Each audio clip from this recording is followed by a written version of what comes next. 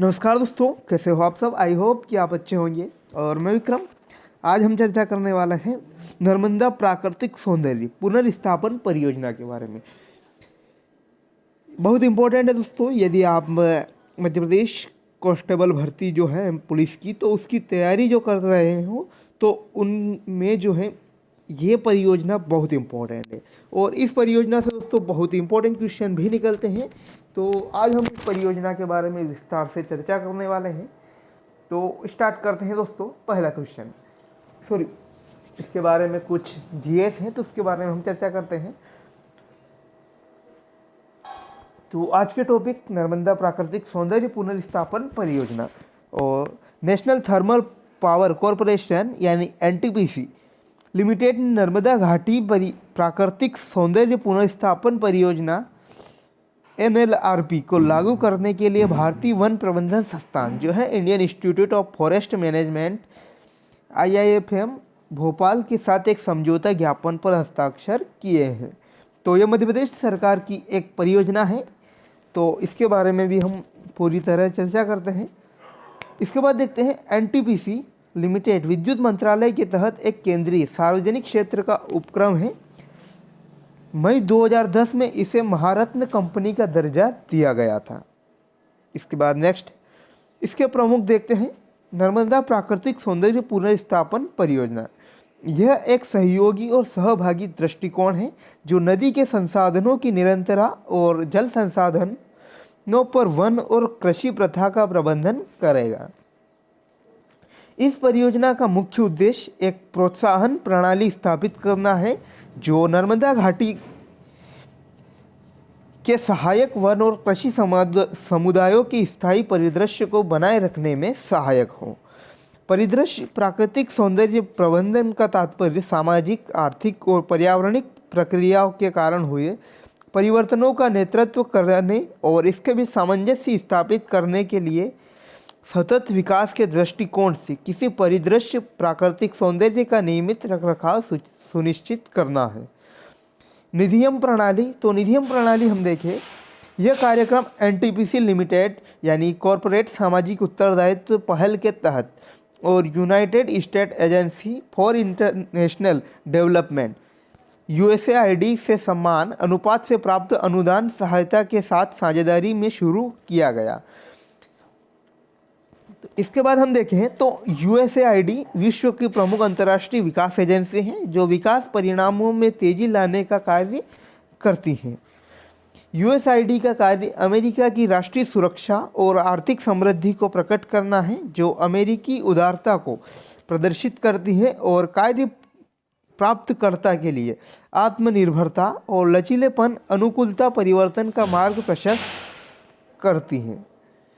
कार्यान्वय के बारे में हम देखें तो 4 वर्ष की अवधि वाली यह परियोजना मध्य प्रदेश के खरगोन जिले में ओकारेश्वर और महेश्वर बांधों के बीच नर्मदा नदी की चयनित सहायक नदियों के जल ग्रहण क्षेत्र में लागू की जाएगी।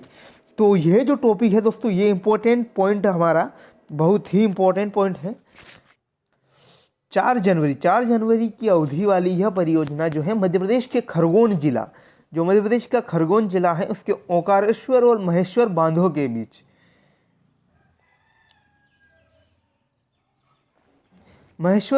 के बीच जो है नर्मदा नदी की चयनित सहायक नदियों के जल ग्रहण क्षेत्र में लागू की जाएगी। इसके बाद ओंकारेश्वर बांध के बारे में हम जाने तो ओंकारेश्वर बांध इंदिरा गांधी परियोजना के प्रमुख अनुप्रवाह बांधों में से एक है जो नर्मदा और कावेरी के तटों पर स्थित है। इंदिरा सागर एक बहुउद्देशीय परियोजना है जिसमें नर्मदा नदी पर विभिन्न बांधों का निर्माण करना शामिल है। ओंकारेश्वर ज्योतिर्लिंग जो कि 12 ज्योतिर्लिंगों में से एक है, नर्मदा और कावेरी नदी के संगम पर स्थित है। अब जानते हैं महेश्वर बांध। महेश्वर बांध जो है 400 मेगावाट विद्युत उपलब्ध कराने के उद्देश्य से नर्मदा घाटी से योजनाबद्ध तरीके से बनाए गए बड़े बांधों में से एक है। इसके बाद कार्यान्वय एजेंसियों के बारे में हम देखें तो कार्यान्वय एजेंसियों में जिनमें से हैं भारतीय वन प्रबंधन संस्थान आईआईएफएम भोपाल जो पर्यावरण, वन, जलवायु परिवर्तन मंत्रालय, एमओएफ एनसीसी के तहत सरकार से सहायता प्राप्त कर एक स्वायत्त संस्थान है ग्लोबल ग्रीन ग्रोथ इंस्टीट्यूट, जो जेजीआई के साथ संयुक्त रूप से इस परियोजना को लागू करेगा। परियोजना के लाभ हम देखें तो यह परियोजना पारिस्थितिक तंत्र सेवाओं को बढ़ाने के लिए प्रकृति आधारित समाधानों का विस्तार करेगी।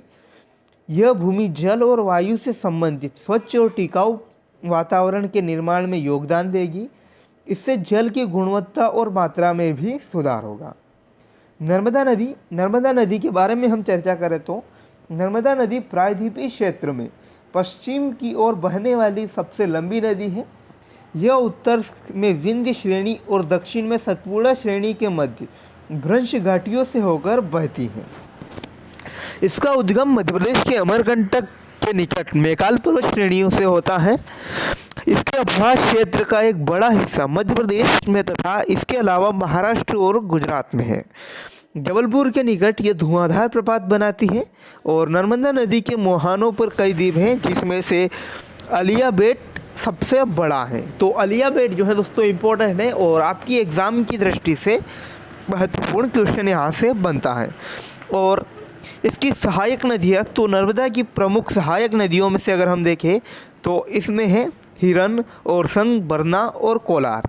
तो ये चार ये नदियाँ हैं, सबसे इम्पोर्टेंट नदियाँ हैं। इसमें अगर विद्युत परियोजना तो इंदिरा सागर और सरदार सरोवर आदि इस नदी बेसिन में स्थित प्रमुख जल विद्युत परियोजना है। अब इसके बारे में हम देखते हैं तो नर्मदा बचाओ आंदोलन। नर्मदा बचाओ आंदोलन के बारे में हम चर्चा करते हैं तो यह नर्मदा नदी पर विभिन्न बड़ी परियोजनाओं के खिलाफ स्थानीय जनजाति जो आदिवासी हैं, किसान और पर्यावरणविद, मानवाधिकार कार्यकर्ताओं द्वारा चलाए गए सामाजिक आंदोलन है। गुजरात का सरदार सरोवर बांध इस नदी पर निर्मित सबसे बड़े बांधों में से एक है और यह आंदोलन के शुरुआती केंद्र बिंदुओं में से एक था। तो क्लियर दोस्तों, आपको जो